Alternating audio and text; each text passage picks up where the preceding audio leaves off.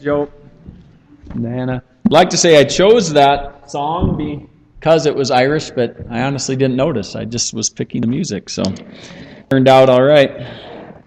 Lloyd, thanks for comments on family. It is a gift to have everybody here, and neat to see that. Eli's travels back to school were changed by the weather, so he got to remain for an extra day. So that's a good thing for us. Next time you'll see him, he'll hopefully be a college graduate. So this is a stretch run for him.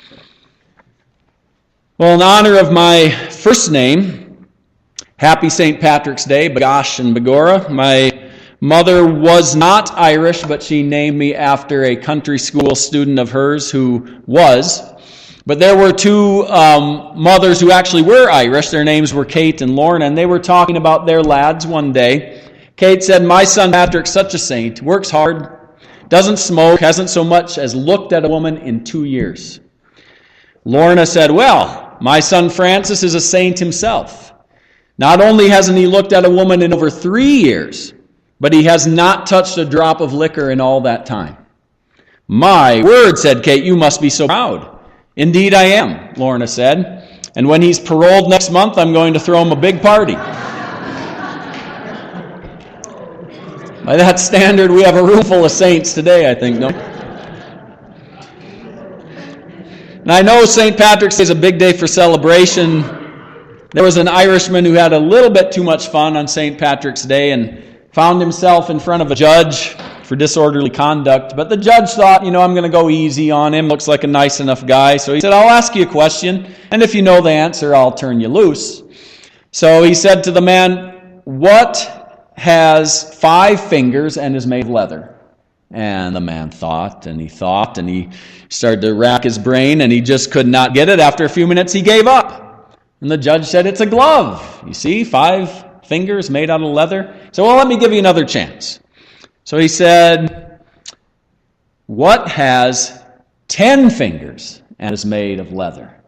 And again, the man is just dumbfounded. He's pacing in a circle. He's racking his brain. But again, after a minute or two, he gives up.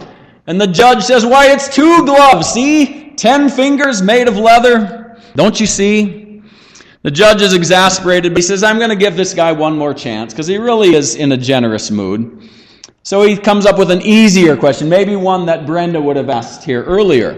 And he said, "Who is the patron saint of Ireland?"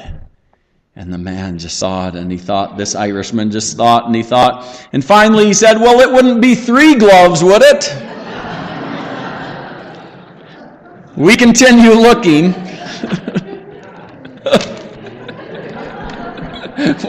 Aren't you glad you missed your flight yesterday? You'll be thinking about that all the way back. We're looking at journeys this whole season of Lent, because Lent is about a journey in itself. And the journey we are on in life, how a life's journey begins, how it shapes us, how we respond to journeys. Sometimes we're hesitant to journey. We said last week, because we just like where we are. We don't want things to change. We don't want to go. Sometimes we're not sure where to go. We're not sure where God fits in. Should we go? What are we supposed to do? This is how we find Paul in Acts 16.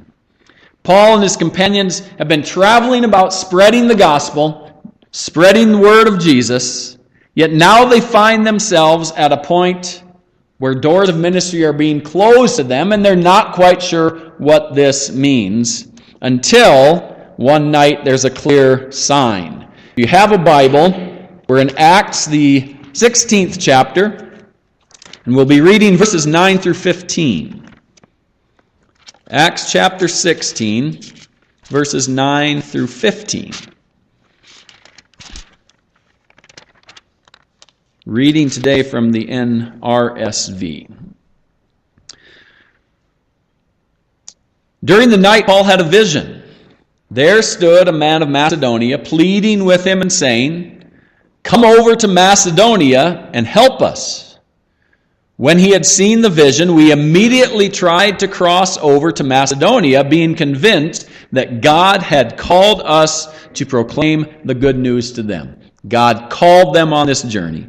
So we set sail from Troas and took a straight course to Samothrace, the following day to Neapolis, and from there to Philippi, which is a leading city of the district of Macedonia and a Roman colony.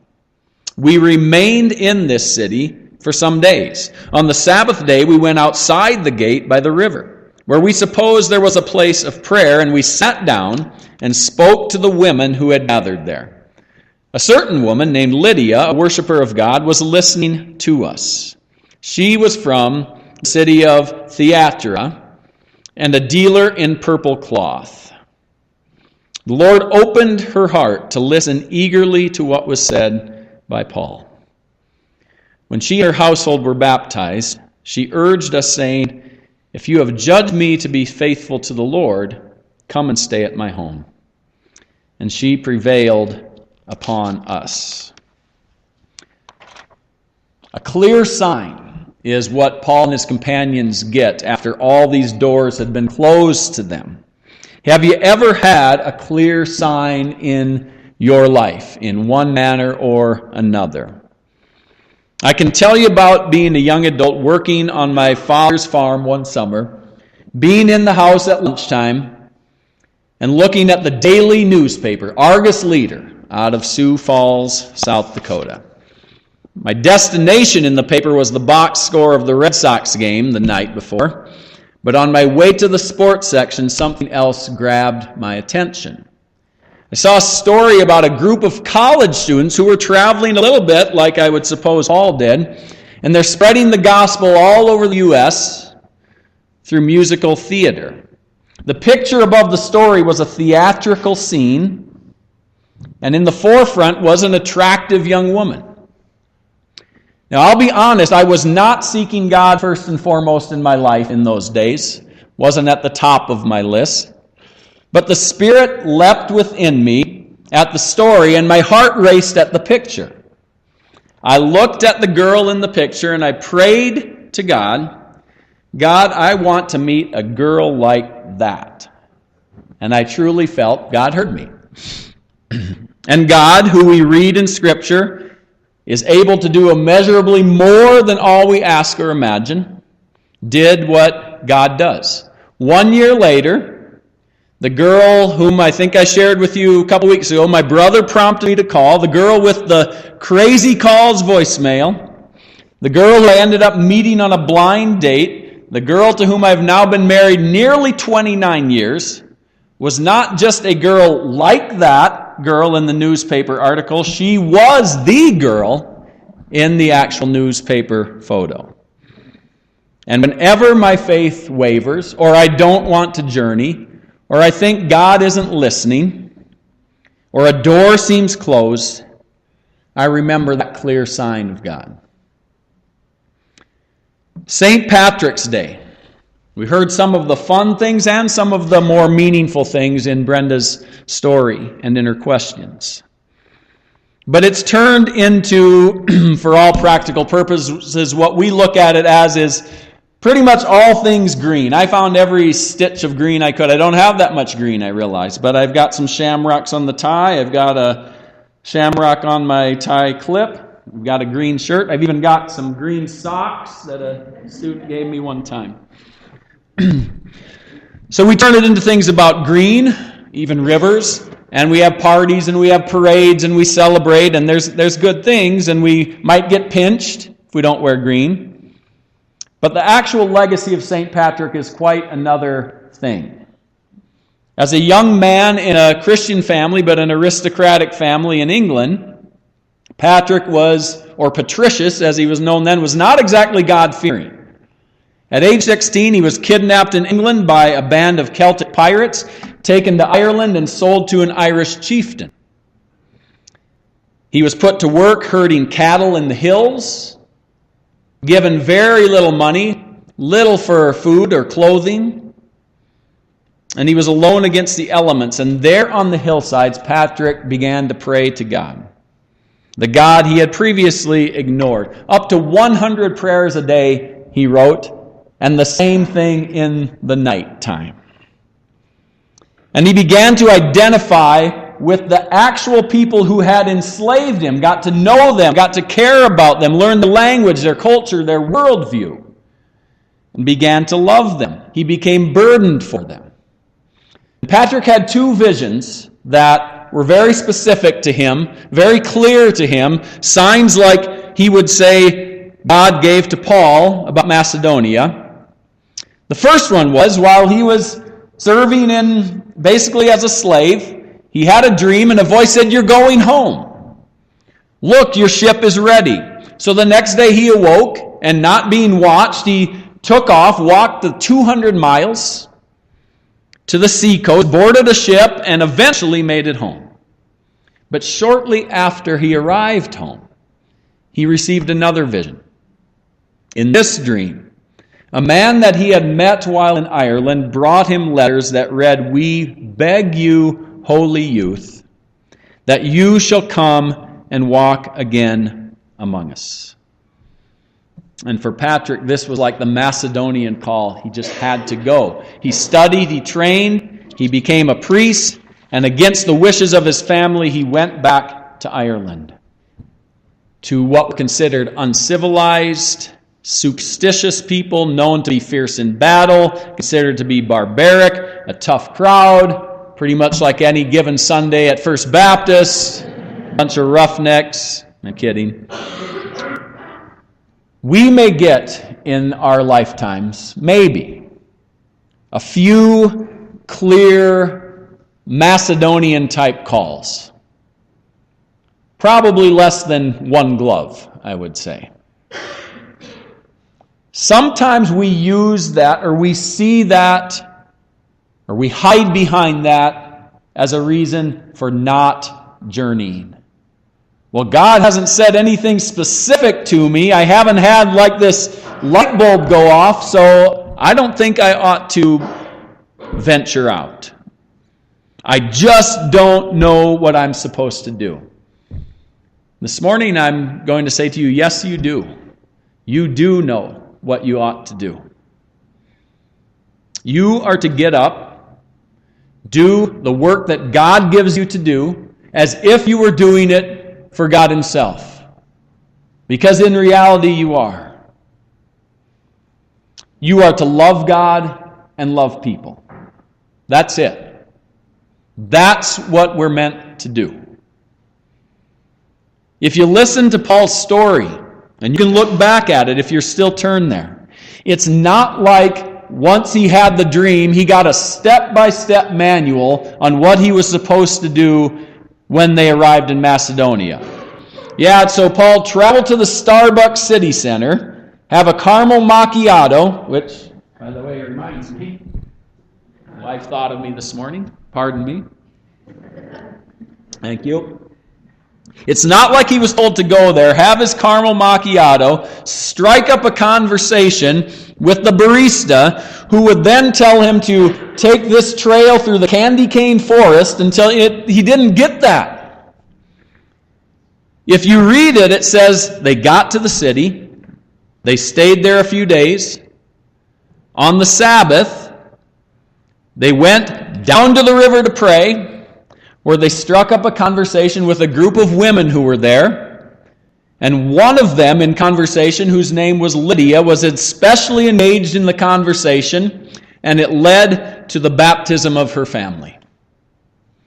That was not all given to Paul directly that this is what's going to happen. It's what happened when he ventured out. And I wonder what would happen if we would just go and quit thinking of all the reasons why we shouldn't do something. Well, God didn't tell me specifically I ought to go do that, so I better wait. And a wait turns into a day and a month and a year and maybe even a lifetime of not stepping out in faith.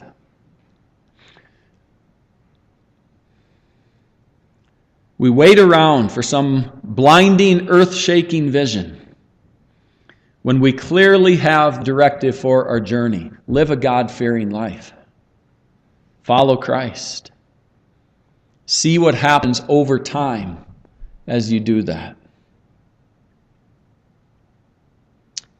My closest connection to St. Patrick is that Robin and I were in Ireland in the summer of 2010. We didn't get a dream or a vision to go. We went as part of chamber singers and then extended our stay. By far my favorite day was the one on which we awoke in the town of Westport, County Mayo, and said, you know what, let's walk today. It's a beautiful day out. Let's just go take a walk. And we did. And our walk led us roughly 8 kilometers to the Crough Patrick, mountain hill of Patrick. In 441 AD, St. Patrick climbed to that summit, and he fasted and prayed for 40 days. I didn't know any of that when we went over there. We learned a little about it while we were there. Nearly 1,600 years later, Crough Patrick is a pilgrimage destination for about 1 million people a year. Some are like us, they're tourists, but many people go there on a prayer journey, to pray for someone in their family, to pray for themselves, to seek God. And the physical journey becomes part of their spiritual journey, kind of like our journey through Lent. So we decided to climb the Crough Patrick, and I have to say I was a little bit cocky. I looked at it and I thought, well, call that a mountain? You know, here in Wyoming we climbed over 9,000 feet, and this thing is 2,500. But what me and my great math brain didn't calculate was that in Ireland we were starting from sea level. So it was 2,500 feet that we were going to climb. A little bit more than I had thought. But I still picture the sights as we walked that day. The bay, Crough Bay in the distance, the sheep bleating in the valley. It's just kind of like you would see in a movie. The chapel that you saw on the screen here up near the peak. The wind blowing wildly while we surveyed the world below, and honestly, a sense of the holy. A lot of silence. There was not a lot of mundane chatter along the trail. There was reverence, there was contemplation, and a few meaningful conversations. We descended, after being up at the top, we descended steeply across a stretch of sharp, slippery, shale-like rock. And about then I was wishing I had my hiking boots, and I was wishing even more that I had splurged for the $5 walking stick that you could rent, but thought, who needs a walking stick? And about then we met a group of young men in their early 20s, and they were headed up the mountain, and they were spread out over hundreds of feet, hundreds of yards even, on their journey. We spoke to their leader, who was waiting up at the front for those in the back. They had planned this trip for months. They had saved up the money. They weren't all from the same town, so they had coordinated schedules. Traveled hundreds of miles across Ireland from wherever they were from, and came together up the Crough Patrick to make this trek a journey of prayer on behalf of the leader's brother who had cancer. The journey itself was prayer, and they were going up to the top to pray as well. As we grew nearer, we began to understand why they were spread so far apart. It's because they were making the climb barefoot. I was worried about my poor feet and my tennis shoes, whatever I had on, and they were making the trek barefoot.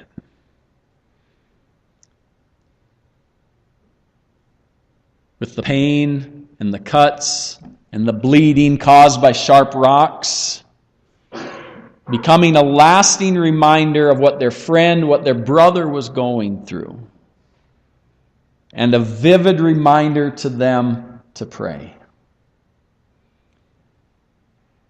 The trek mirrored the trek of St. Patrick, who gave himself to a people who he didn't know, but a people that became his people.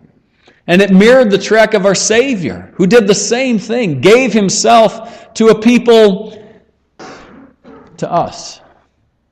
made that trek on our behalf, climbed up the Crough Calvary, endured pain and cuts and bleeding and sharp blows and death, gave himself for a people who even now continue to become his people, become his followers.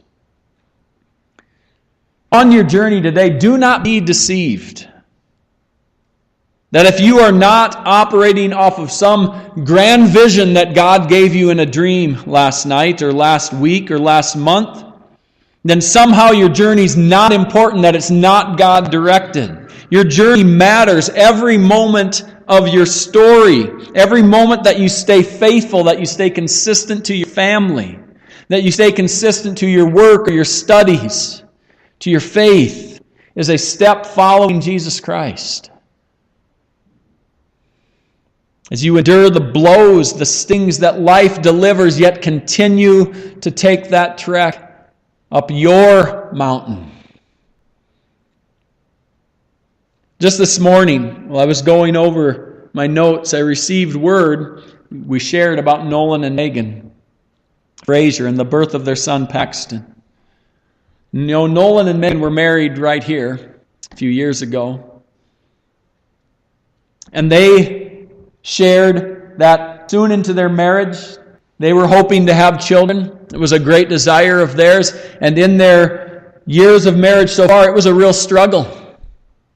And they would share that with you sometime in conversation. That Megan did indeed become pregnant, but had not one, but more than one miscarriage. And it was difficult for them along the way. And they wondered where God was in that. I remember vividly Megan's tears and Nolan as husband trying to comfort. There was no grand vision, no roadmap for them through that. But they continued in faith, and you should know that as people of this church, people that were in their small group, you were a big part of their support, of them being comforted, of them continuing on, of them staying the course, of them climbing their Crough, their mountain. And today we celebrate with them. And we can now help them shepherd their son. So do not for 1 minute think that your journey is unimportant. Or think that I'm not even on a journey, I'm just kind of here. You are on a journey. You have a God who tells you He knew you before you were born.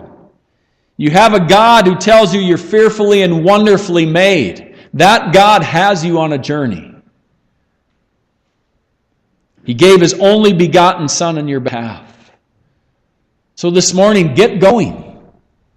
Get going. Get out there. Get going up your mountain. Discover. Stop waiting for a Macedonian call before you take a step. Your journey is significant. Go climb your Crough. Let's pray. God, I thank you for this day, St. Patrick's Day. The significance in history, the significance in the spread of your word, of the gospel to a people who had not heard before, the importance of Patrick going when he did not know what to be expected, but you honored his journey. Just as today, God, you honor the journeys of those who seek you, who follow your Son, who discover more about you and about their lives and about faith as they do so. God, I pray courage for those who are scared to step out. I pray strength for those who feel too weak to step out. I pray faithfulness for those who think I'm too wishy-washy to step out. And God, whether we receive some dream or some certain word, or whether we continue to be faithful in the things that you have us doing day to day, God, let us journey. And let us discover you more so